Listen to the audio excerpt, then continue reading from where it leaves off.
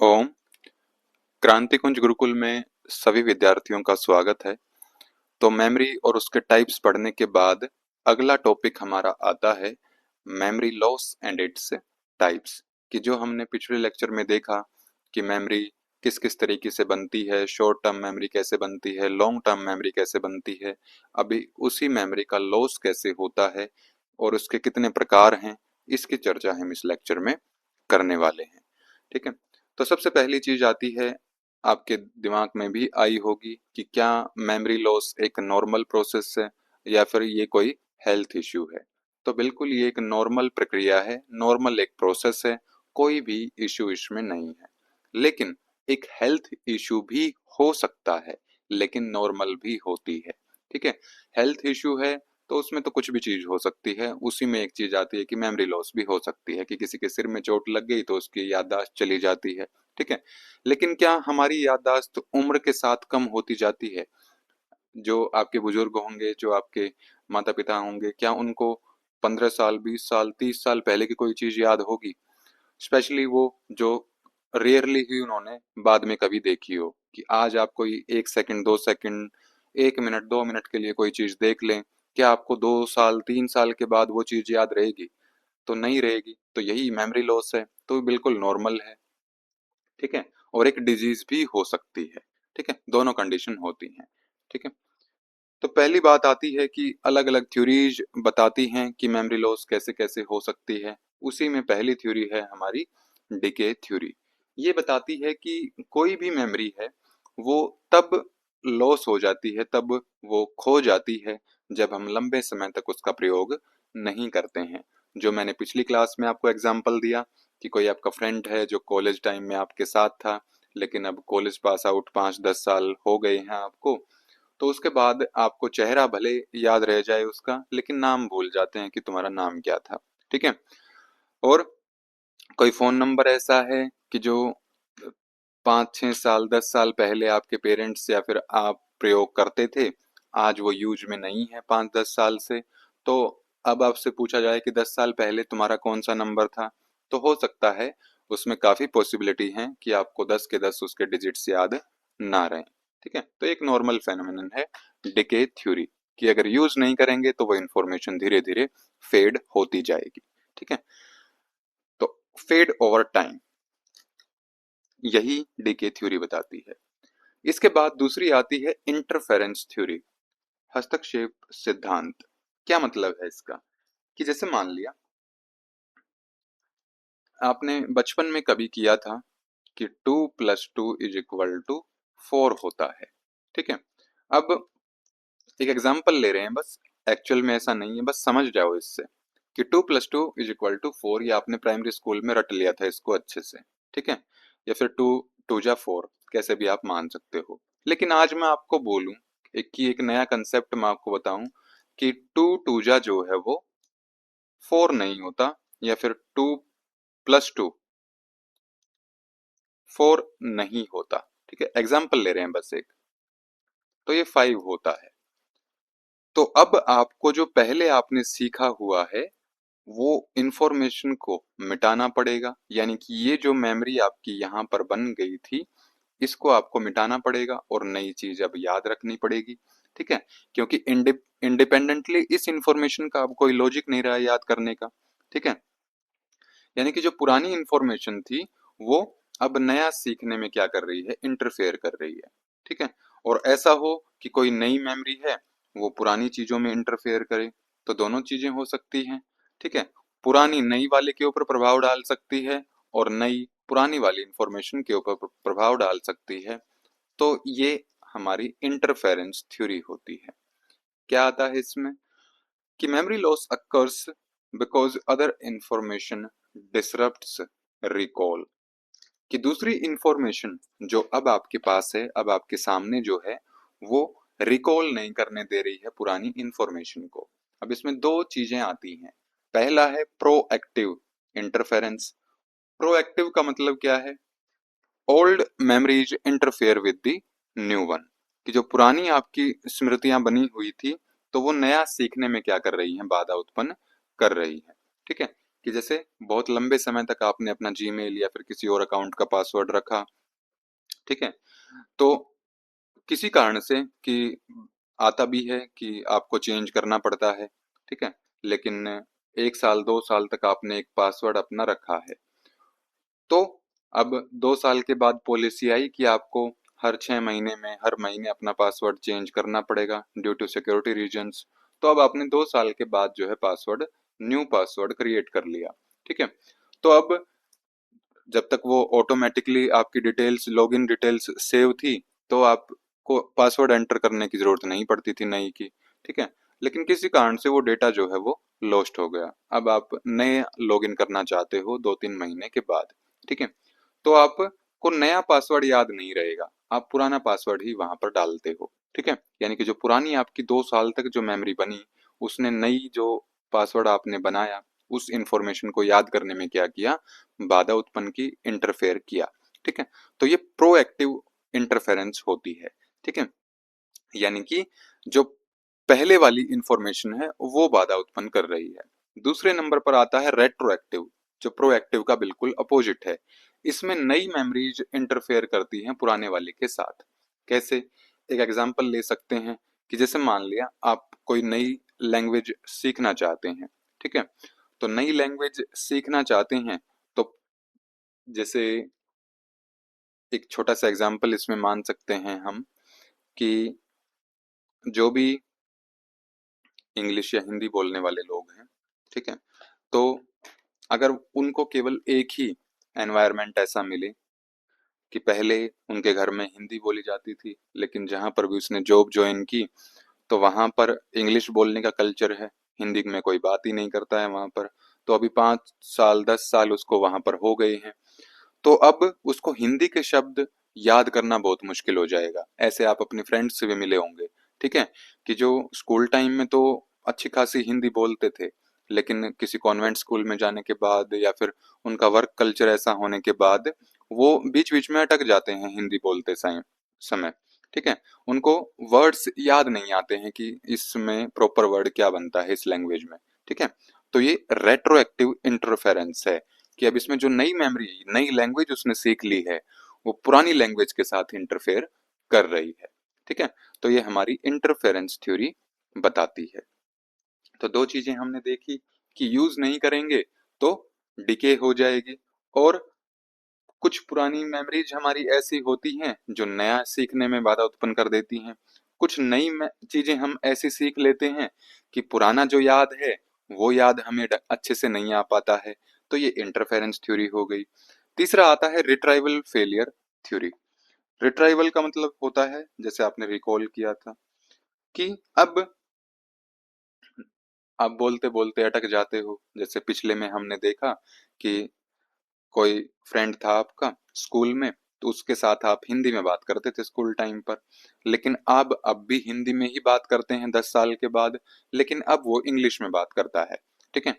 तो अब वो हिंदी में बोलने की ट्राई करेगा आपके साथ, क्योंकि 10 साल के बाद मिला है, ठीक है? तो हिंदी में बोलने की आपके साथ कोशिश वो करता है, लेकिन बीच बीच में शब्द भूल जाता है। तो क्या बोलता है आपको कि वो शब्द क्या था, वो मुझे थोड़ा सा हिंट दो उसके लिए। तो अगर हिंट नहीं मिला तो उसको याद नहीं आएगा, हिंट मिल गया तो उसको याद आ जाएगा।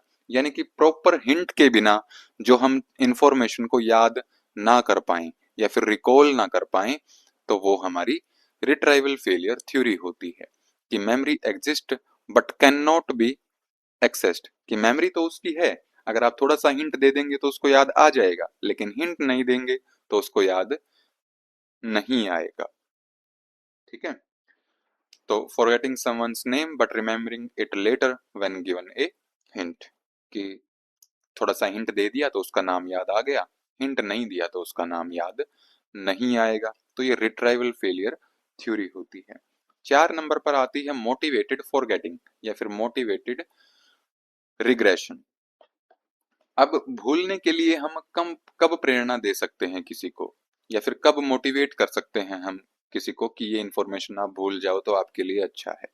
जब उसकी कोई बुरी याददाश्त है या फिर कोई पास्ट उसके साथ इवेंट ऐसा हुआ है कि जो भूलने में ही उसकी भलाई है, वो इन्फॉर्मेशन उसको बार बार दुख पहुंचाती है। तो हम मोटिवेट करते हैं, धीरे धीरे उसको वो चीज भुलाने की कोशिश करते हैं। तो ये मोटिवेटेड फॉरगेटिंग है। एक साइकोलॉजिकल डिफेंस मैकेनिज्म है ये, जो सिगमंड फ्रायड ने दिया था मोटिवेटेड फॉरगेटिंग का। ठीक है, कि जिसमें हम अनकॉन्शियसली क्या करते हैं कि जो हमें परेशान करती हैं याददाश्त, या फिर जो हमारी मेमोरीज जो है जो हमें परेशान करती हैं, या फिर ऐसे विचार जो हमें परेशान करते हैं, ठीक है, तो उनको हम अनकॉन्शियसली क्या करते हैं, अनकॉन्शियस हिस्से में डाल देते हैं उनको अपने कॉन्शियस के साथ। कि जो पहले तो हम जागरूक हैं, हमेशा वही चीज याद आती रहती है हमें, लेकिन अब उसकी जो उन मेमोरीज की जगह हमने अच्छी याददाश्त उसकी बना दी है, गुड मेमोरीज उसको दे दी हैं, तो जो पहले वाली पुरानी मेमोरीज थी उसकी वो अनकॉन्शियस हिस्से में चली जाती हैं, और जो कॉन्शियस हिस्सा है वह वहां पर अच्छी मेमोरीज आ जाती हैं। तो ये हमारा मोटिवेटेड फॉरगेटिंग होता है। ठीक है, कि जैसे एग्जाम्पल ले सकते हो कि एक इंसान को हमेशा लगता है कि उसने कुछ गलत किया है, ठीक है, लेकिन but can not remember it, लेकिन उसको याद नहीं है। ठीक है, ये तो पता है उसको कि उसके साथ कुछ गलत हुआ है या फिर उसने कुछ गलत किया है, लेकिन एग्जैक्टली अब उसको याद नहीं है, क्योंकि उसकी मेमोरी जो है वो रिप्रेस हो गई है, दब गई है, अनकॉन्शियस हिस्से में चली गई है।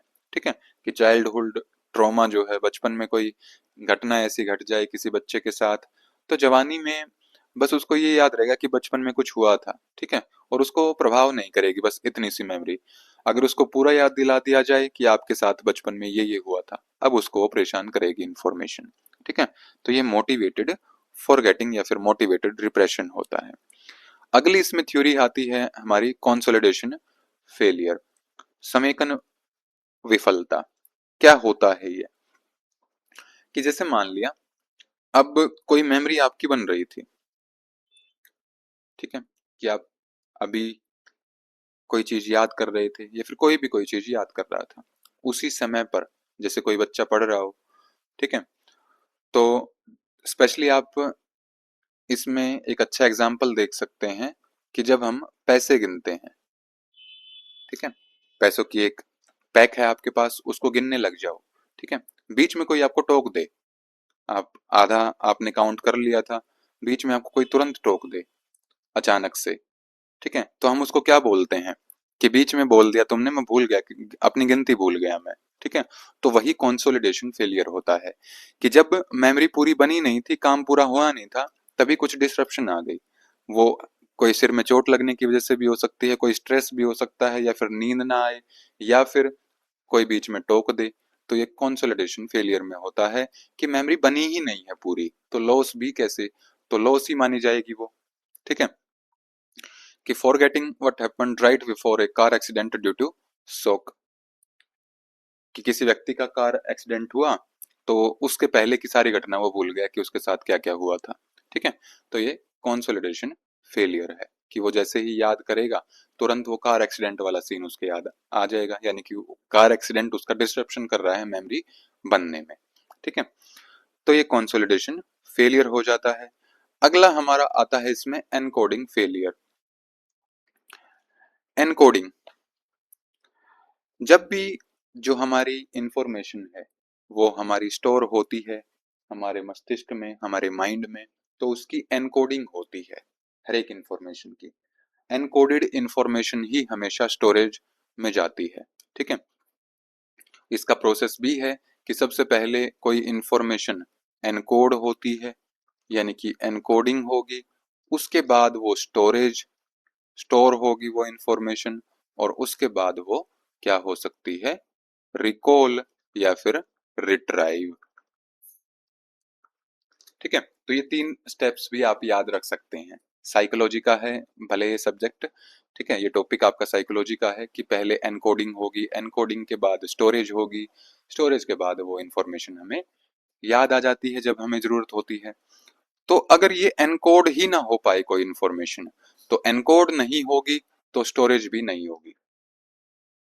तो अगर इसी प्रोसेस पर फेलियर हो जाए या फिर इसी पर कुछ कुछ भी समस्या आ सकती है, लेकिन कुल मिला के बात यह है कि एनकोडिंग ना हो पाए तो स्टोरेज भी नहीं होगी, स्टोरेज नहीं होगी तो मेमोरी भी नहीं बनेगी। ठीक है, तो जब एनकोडिंग नहीं है तो प्रॉपरली स्टोर भी नहीं होगी इंफॉर्मेशन। ठीक है, एग्जाम्पल इसमें ले सकते हैं कि not remembering details of a penny design because you never paid attention to them, कि जैसे आप सिक्के जो पहले चलते थे 1 रुपए का 2 रुपए का, ठीक है, आजकल 10 और 20 के भी चल गए हैं, तो डेली आप उनसे डील करते हो, सामान देते हो, खरीदते हो, ठीक है, लेकिन कभी पैसे के डिजाइन पर हम ध्यान नहीं देते हैं, ठीक है। 1 साल 2 साल आपने खूब जो है जो पैसे हैं वो खर्च किए, सामान खरीदा बेचा, लेकिन 2 साल के बाद आपसे पूछा जाए कि एग्जैक्टली जो है उस सिक्के का जो डिजाइन है वो बताओ क्या है उसके ऊपर, तो आपको नहीं पता है वो, क्योंकि वो इन्फॉर्मेशन कभी बनी ही नहीं थी, ठीक है, क्योंकि उसकी एनकोडिंग अच्छे तरीके से नहीं हुई थी। आपने हाथ में पकड़ा है तो थोड़ा सा आपको याद आएगा धुंधला धुंधला कि गोल उसकी शेप होती है, ठीक है, या फिर जो भी है डोटेड होती है, जो भी है, तो लेकिन प्रॉपरली एक तरीके से आपको वो चीज याद नहीं आएगी, ठीक है। लास्ट इसमें हमारा आता है एमनेशिया, जो कि एक डिजीज भी मान सकते हो, एक एजिंग प्रोसेस भी इसको मान सकते हैं, ठीक है। तो एमनेशिया जब होता है जब नर्व्स के लेवल पर जो न्यूरॉन्स होते हैं उनके लेवल पर गड़बड़ी होती है। तो न्यूरोलॉजिकली मेमोरी लॉस अब 2 टाइप के इसमें होते हैं। भूलने की बीमारी भी इसको बोलते हैं। भूलने की बीमारी है तो यहाँ से आपको एक चीज पता लग गई कि जो याद है अगर उसको हम भूल जाएं, ये कैसे पता चलेगा कि हम भूल गए हैं? जब हमें जरूरत हो इस इंफॉर्मेशन की वो हमें याद ना आए, तो वो भूलना ही है। तो यानी कि जो हमें याद था पहले और समय पर याद ना आए, तो वो हमारी एमनेशिया है, भूलने की बीमारी है, ठीक है। और या फिर क्या हो कि आज से पहले जितनी मेमोरी बन गई वो तो आपको याद है, लेकिन आज के बाद जब आप कोई चीज याद करना चाहते हैं तो वो कुछ भी स्टोर नहीं हो रही है। तो ये 2 टाइप का हमारा एमनेशिया होता है। सबसे पहला आता है एंटेरोग्रेड एमनेशिया। एंटेरो का मतलब होता है सामने की तरफ, तो सामने हमारी नई मेमोरीज हैं, ठीक है। तो नई मेमोरीज इसमें नहीं बन पाती हैं। तो चाहे ब्रेन इंजरी हो या फिर कोई और रीजन हो, किसी भी कारण से नई मेमोरी ना बन पाए तो वो हमारा एंटेरोग्रेड एमनेशिया है। इसके विपरीत आता है रेट्रोग्रेड एमनेशिया। इसमें जो पहले याद था वो भूल जाते हैं, ठीक है। तो यानी कि लॉस ऑफ पास्ट मेमोरीज, कोई चोट हो सकती है, कोई ट्रॉमा हो सकता है, कुछ भी कारण इसमें भी हो सकता है, ठीक है। तो ये हमारा एमनेशिया था और ये हमारा था मेमोरी लॉस और उसमें कुछ थ्योरीज। पूरा टॉपिक हमने कर लिया है। इसके बाद हम इसके पीवाईक्यू अब देखेंगे। पहला इसमें पूछा गया था which type of interference refers to the difficulty in retrieving material due to interference of previous material. तो कौन सा होता है ये कि refers to the difficulty in retrieving material. Difficulty हो रही है रिट्राइविंग के प्रोसेस में due to interference of previous material, यानी कि ओल्ड मटेरियल की वजह से नई चीज को रिट्राइव करने में आपको क्या हो रही है, अब डिफिकल्टी हो रही है, मुश्किल का सामना करना पड़ रहा है। तो सबसे पहले तो आपको पता ही चल गया कि यहाँ पर इंटरफेरेंस थ्योरी का ये क्वेश्चन आपका बन रहा है। तो इंटरफेरेंस थ्योरी में हमने 2 चीजें की थी, एक किया था प्रोएक्टिव और दूसरा किया था रेट्रोएक्टिव, यानी कि ना ये डिके है ना डिसफंक्शन है। तो ऑप्शन आ गए हैं अब आपके 2। प्रोएक्टिव हमने किया था कि जो पुरानी मेमोरीज हैं वो डिस्टर्ब करती हैं नई वाली को। रेट्रोएक्टिव में किया था कि जो नई मेमोरीज हैं वो पुराने वाली को क्या करती हैं, प्रभावित करती हैं, ठीक है। ऐसे भी आप इसको याद कर सकते हैं कि इंटरफेयर होना है। अगर मान लो नए को इंटरफेयर होना है तो नया मतलब प्रो आगे की तरफ आएगा, ठीक है। तो नई मेमोरीज जब इंटरफेयर हो, ऑब्वियस है कि इसके अपोजिट यानी कि पुरानी मेमोरीज से ही इंटरफेयर होंगी, तो वो आपका प्रोएक्टिव है। रेट्रो का मतलब होता है पीछे, तो रेट्रो एक्टिव यानी कि पीछे वाली मेमोरी अब क्या होंगी, इंटरफेयर होंगी नए की वजह से, तो वो आपका रेट्रोएक्टिव है। ऐसे आप इसको याद भी रख सकते हैं। तो सीधा सा इसमें आंसर हमें मिल गया प्रोएक्टिव इंटरफेरेंस, ठीक है। अगला क्वेश्चन इसमें पूछा गया था the loss of information in memory through it's non use, कि आपने लंबे समय तक उसको मेमोरी को यूज नहीं किया, उस इंफॉर्मेशन को यूज नहीं किया, तो ऐसा कौन सा है? तो डेंड्राइट्स हमने कुछ भी नहीं किया, डिस्क्रिमिनेशन हमने कुछ भी नहीं पढ़ा, डिसोसिएटिव एमनेशिया ये भी हमने नहीं किया है। तो जाहिर सी बात है कि एक ही डीके थ्योरी इसमें आपका आ जाएगा। ठीक है, इतने आसान क्वेश्चन जो है मेमोरी लॉस से पूछे जाते हैं। अगर आप थोड़ा सा ध्यान लगाकर इनको सीख लेते हैं एक बार में, तो इसके सारे सवाल आपके लग जाते हैं। अगला क्वेश्चन है difficulty in assessing a memory because of the presence of other information is known as. कि आप किसी इंफॉर्मेशन को एक्सेस करना चाहते हैं लेकिन कोई दूसरी इंफॉर्मेशन प्रेजेंट है जिसकी वजह से आपको मुश्किल आ रही है, तो ये कौन सी होती है? क्या डीके है? डीके में नॉन यूज होता है कि नॉन यूज की वजह से आपका मेमोरी लॉस होगा। रेट्रोएक्टिव में ओल्ड मेमोरीज इंटरफेयर होती हैं, यानी कि नई memory new memories interferes old memories. और प्रोएक्टिव इसका अपोजिट होता है। तो बचा हमारा इंटरफेरेंस, क्योंकि ना तो इसने ये बोला कि ये अदर इंफॉर्मेशन पुरानी है कि नई है। अगर ये बोलता कि ये पुरानी है, कि आप नई इंफॉर्मेशन को एक्सेस करना चाहते हैं लेकिन पुराने वाली जो है वो परेशानी पैदा कर रही है, तो आपका प्रोएक्टिव हो जाता। अगर यहाँ पर अदर की जगह लिखा होता न्यू इंफॉर्मेशन, ठीक है, तो आपका रेट्रोएक्टिव हो जाता। तो अब कुछ भी नहीं लिखा है तो हमारा इंटरफेरेंस हो जाएगा। ठीक है, तो ये थे हमारे इसके पीवाईक्यू और इसका टॉपिक।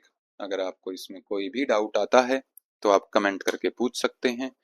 आज के लिए हम इतना ही रखेंगे। ओम श्री गुरुभ्यो नमः। ओम शांति शांति शांति। सभी को